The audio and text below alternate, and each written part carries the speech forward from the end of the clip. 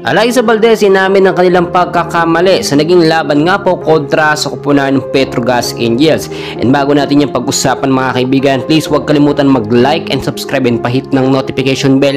Maraming salamat po. Patuloy pa rin pong pinag-uusapan mga kaibigan hanggang ngayon, no?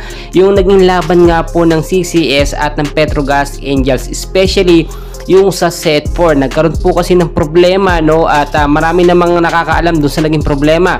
Naubusan po ng challenge itong Petrogas Angels, which is nagkaroon nga po ng net touch na sinasabi o pinaglalaban nga po ng Petrogas itong si Alayza Valdez. Sa pagkakataong ito, pinaburan po yan ng referee na mapunta sa CCS ang puntos. E nain po sa ating nakuhang mga updates ay aminado po, no, itong si Alayza Valdez ang Creamline Cool Smasher sa kanilang pero hindi na po nila pinakailaman yung naging desisyon nga po ng referee dahil mahirap magdesisyon sa ganung klaseng pagkakataon, baka mas mapasama pa, no, or kung ano pa ang mangyari. Hinayaan na lamang po nila na ang referee ang magdesisyon. Sa pagkakataong ito mga kaibigan, no, wala naman naging problema. Kung sakasakali naman po nakuha ng Petrogas yung set 4, kayang-kaya naman manalo ng Creamline pagdating nga po ng set 5. Mga kaibigan, kung titignan nyo, walang nagiging problema sa ngayon. Lumalakas po ang sistema ng Creamline Cool Smashers dahil nga sa adjustment at panibagong sistema ni Coach Sherwin Meneses. And very obvious naman, nakita natin yung naging laban, no?